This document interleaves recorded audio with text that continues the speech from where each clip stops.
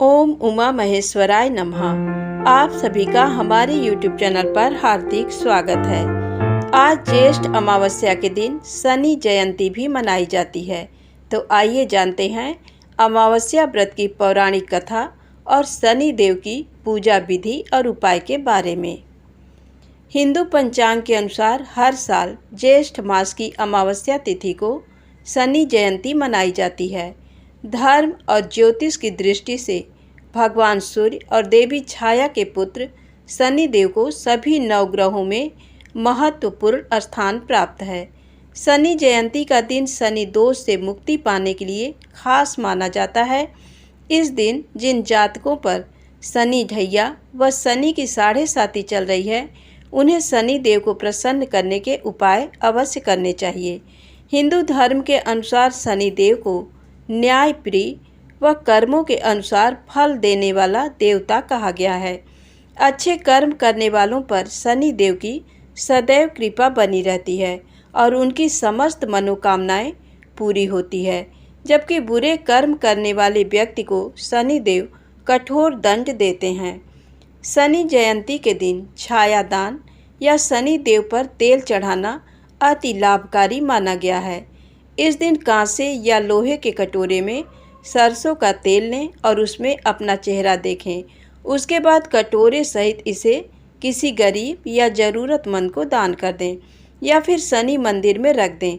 आपकी समस्याएं कम होने लगेंगी। जिन जातकों पर शनि की 7.5 या शनि ढैया का प्रभाव है, उन्हें शनि जयंती के दिन किसी शनि मंदिर में जाकर पूजा अवश्य करनी चाहिए। उसके बाद शनिदेव को सरसों का तेल, काला तिल, काला उड़द अर्पित करें। इस दिन किसी गरीब या ज़रूरतमंद को अपनी सामर्थ्य अनुसार मदद करें। शनि जयंती के दिन पैसे, काले कपड़े, तेल, भोजन, तिल और उड़द आदि का दान करने से शनि जनित दोष दूर होते हैं। ज्योतिषीय दृष्टि से देखें तो पीपल और शमी का संबंध शनि से माना जाता है। इन दोनों वृक्षों की जड़ में शनि जयंती एवं हर शनिवार को जल चढ़ाने और दीपक जलाने से अनेक प्रकार के कष्टों का निवारण होता है। शनि की 7.5 या ढैया के चलते पीपल के पेड़ की पूजा करना और उसकी परिक्रमा करने से शनि की पीड़ा झेलनी नहीं पड़ती। वहीं इस दिन पीपल का वृक्ष लगाने से शनि की कृपा प्राप्त होती है। जीवन में आए कष्टों को दूर करने के लिए शनि दोष से पीड़ित व्यक्ति को शनि जयंती से शुरू करके हर शनिवार के दिन शनि देव के मंत्र ओम प्राम प्रीम प्रौं सह शनैश्चराय नमः का जाप करना चाहिए।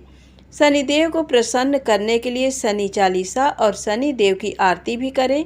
शनिदेव की प्रसन्नता के लिए जातक को शनिवार के दिन व्रत रखना चाहिए। ऐसा करने से जीवन में आए संकट दूर होने लगते हैं। शनिदेव के आराध्य भगवान शिव हैं। इस दिन शनिदेव के साथ शिव जी पर काले तिल मिले हुए जल से अभिषेक करना चाहिए। शनि दोष की शांति के लिए प्रतिदिन महामृत्युंजय मंत्र या ओम नमः शिवाय का जाप और सुंदरकांड का पाठ करना चाहिए। इससे शनिदेव प्रसन्न होते हैं।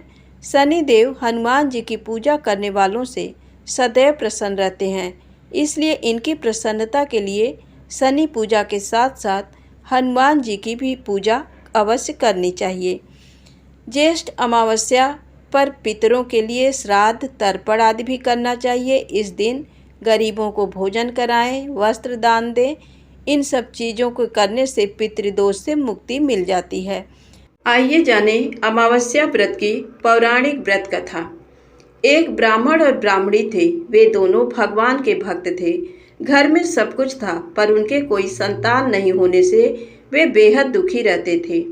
एक दिन अपनी स्त्री से वन में तपस्या करने जाने के लिए कहा और भगवान पर भरोसा करके वन में चला गया। जंगल में जाकर तप करने लगा। बहुत वर्ष बीत गए। उसको वैराग्य हुआ कि अब अपना जीवन समाप्त कर दूंगा। इस प्रकार सोचकर वह पेड़ की डाली पर फांसी का फंदा लगाकर मरने को तैयार हो गया। तब अमावस्या माता प्रकट होकर बोली, देख ब्राह्मण, तुम्हारे 7 जन्म तो कोई संतान नहीं लिखी है, किंतु मैं तुम्हें 2 कन्या का वरदान देती हूँ। एक का नाम अमावस्या, दूसरी का नाम पूनम रख देना। तेरी स्त्री को कहना कि अमावस्या का व्रत या उपवास करे। अमावस के दिन 1 कटोरी चावल भरकर उस पर दक्षिणा रखकर किसी मंदिर में रखना। ऐसा 1 साल तक करना। 1 कटोरी चावल सहित दान करते रहना। ब्राह्मण घर आया, अपनी पत्नी को बताया और अमावस के दिन ब्राह्मणी ने व्रत रखा। कुछ दिन बाद उसके 2 कन्या हुई। तब उसने एक का नाम अमावस्या और दूसरी का नाम पूनम रखा। धीरे धीरे बड़ी होने पर उनका विवाह किया। बड़ी बहन अमावस्या धार्मिक थी, जबकि छोटी बहन भगवान को बिल्कुल ही नहीं मानती थी। बड़ी बहन अमावस्या के घर में तो सुख समृद्धि का भंडार भरपूर था, पर छोटी बहन पूनम के दुख का पार नहीं था। जब बड़ी बहन अमावस्या को छोटी बहन के बारे में सब मालूम हुआ कि उसकी बहन दुखी है, तब अमावस्या गाड़ी भरकर सामान लेकर गई और छोटी बहन को कहा, बहन पूनम, अमावस्या का व्रत तुम भी करो और पूजा करके उपवास करो, जिससे तुम्हारे घर में सुख समृद्धि का भंडार भरेगा। 1 साल तक चावल का कटोरा भरकर सदक्षिणा दान करना। पूनम ने ऐसा ही किया। कुछ दिनों बाद उसके भी घर में धन धान्य और संतान की वृद्धि होने लगी। इस प्रकार जो भी अमावस्या का व्रत आदि विधि पूर्वक करेगा, उसके घर में सुख समृद्धि का भंडार माँ अमावस्या पूर्ण करेंगी। अमावस्या व्रत की दूसरी कहानी। एक नगर में एक सास बहू अकेले रहते थे और उनका बेटा विदेश में कमाने के लिए गया था।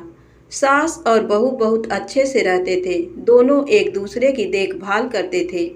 एक दिन बहू ने खाना नहीं खाया तो सास ने बहू से पूछा कि आज तुमने खाना क्यों नहीं खाया। तब बहू ने कहा कि सासू माँ, आज मेरा 3 पनौती अमावस्या का व्रत है, इसलिए मैंने खाना नहीं खाया। तब सासू ने कहा कि बहू, ये व्रत क्या होता है और ये व्रत करने से क्या फल मिलता है, मुझे भी समझाओ। तब बहू ने कहा कि सासू माँ, 3 पनौती अमावस्या का व्रत करने से बहुत पुण्य मिलता है। घर में अन्न धन बना रहता है, सुख शांति रहती है तथा अटल सुहाग मिलता है और पुत्र प्राप्ति होती है। इस व्रत में प्रत्येक वर्ष अलग अलग खाना खाया जाता है और विष्णु भगवान के मंदिर में चढ़ावा चढ़ाया जाता है या फिर किसी ब्राह्मण को दान दिया जाता है। इस व्रत में पहले साल शक्कर, घी और चावल से बना खाना खाया जाता है। पहले साल व्रत पूर्ण होने के बाद 1.25 किलो चावल और 1 कटोरी घी तथा 1 कटोरी शक्कर का दान किसी ब्राह्मण को दान दिया जाता है। दूसरे साल जौ, घी और शक्कर से बना खाना खाया जाता है। जब दूसरे साल व्रत पूर्ण हो जाए तो 1.25 किलो जौ, 1 कटोरी घी तथा 1 कटोरी शक्कर किसी मंदिर में चढ़ाएं या फिर किसी ब्राह्मण को दान देना होता है। तीसरे साल गुड़, तिल और घी से बने व्यंजन खाने चाहिए। जब तीसरे साल व्रत पूर्ण हो जाए तो आधा किलो तिल, गुड़ तथा 1 कटोरी घी किसी मंदिर में चढ़ाया जाता है या फिर किसी ब्राह्मण को दान दिया जाता है। इसे ही 3 पनौती अमावस्या व्रत कहा जाता है। फिर बहू ने कहा कि इस व्रत का अगर संकल्प लेते हैं तो इसे पूरा करना जरूरी होता है। अगर पूरा नहीं कर सकते हैं तो सास बहू में झगड़ा और घर में अशांति आती है। तब सासू माँ ने कहा कि मेरी तो उम्र हो गई है, लेकिन तुम ये व्रत करो, और बहू ये व्रत का आरंभ करती है। लेकिन एक दिन बहू ने किसी के कहने पर गेहूं से बनी रोटी खा ली और अमावस्या माता इस बात से नाराज हो गई। जो सास और बहू बहुत ही प्यार से रहती थी, इन दोनों में झगड़े होने लगे। सभी गांव वाले भी हैरान हो गए कि ये सब क्या हो रहा है। सास अपनी बहू को कहने लगी कि तुम जब से हमारे घर में बहू बन के आई हो, तब से हमारे घर की लक्ष्मी चली गई हैं। तुम हमारे लिए शुभ नहीं हो। तब बहू ने कहा कि आपके घर की लक्ष्मी चली गई हैं तो कहाँ मिलेंगी, मुझे बताओ, मैं लक्ष्मी को लेकर आऊँगी। तब सासू ने कहा कि लक्ष्मी तुमको समुद्र के बीच में भगवान विष्णु के पैर दबाते हुए मिलेंगी। तब बहू ये कहकर चली जाती है कि अब जब तक मैं लक्ष्मी को लेके नहीं आऊँगी, तब तक इस घर में पैर नहीं रखूँगी। इतना कहकर बहू लक्ष्मी की खोज में निकल जाती है। जब बहू लक्ष्मी को खोजने के लिए निकलती है तब उसे बीच रास्ते में एक गाय माता मिलती हैं। वह बहू से पूछती हैं कि आप कहाँ जा रही हैं। तब बहू ने कहा कि हे गाय माता, मेरी सासू मुझे कहती हैं कि मेरे आने से उनके घर में अन्न धन की कमी हो गई है और उनके घर की लक्ष्मी चली गई हैं, तो मैं लक्ष्मी को लेने जा रही हूँ। तब गाय माता ने कहा कि हे बेटी, अगर तुम जा ही रही हो तो भगवान से मेरे बारे में भी पूछ लेना। तब बहू बोलती है कि ठीक है गाय माता, बताओ, मैं आपके बारे में भी पूछ लूँगी। तब गाय माता बोलती हैं कि मेरा जब भी बछड़ा होता है वह मर जाता है, जिंदा नहीं रहता। तुम भगवान से पूछ लेना कि मेरे साथ ऐसा क्यों हो रहा है, मैंने ऐसे कौन से कर्म किए हैं। तब बहू बोली, गाय माता, मैं आपके बारे में ज़रूर पूछ लूँगी।